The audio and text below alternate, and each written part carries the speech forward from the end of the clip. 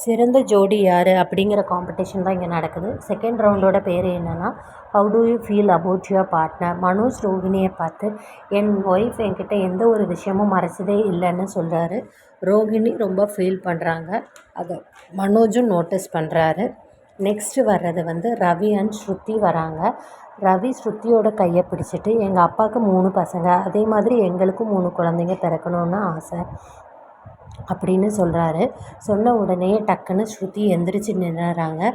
ரவியும் shock ஆகிடுறாரு. Next content யாருன்னா, முத்து and மீனாவோட பேர் சொல்கிறாங்க. முத்துவும் மீனாவும் வராங்க. மீனா முத்துவோட கையை பிடிச்சி, என் அப்பா என்னை எப்படி பார்த்துக்கிட்டாரோ அதே மாதிரி தான் இவரும் என்னை பார்த்துக்கிறாரு. வேறு எதுவும் வேண்டாம், புருஷன் மட்டும் எனக்கு போதும், அதுதான் என் சொர்க்கம் அப்படின்னு சொல்கிறாங்க. ரொம்ப ஃபீல் ஆகி சொல்லுறாங்க. முத்துவை பார்த்துட்டே சொன்னனால முத்துவும் ரொம்ப ஃபீல் ஆகி மீனாவையே பார்த்துட்ருக்காங்க.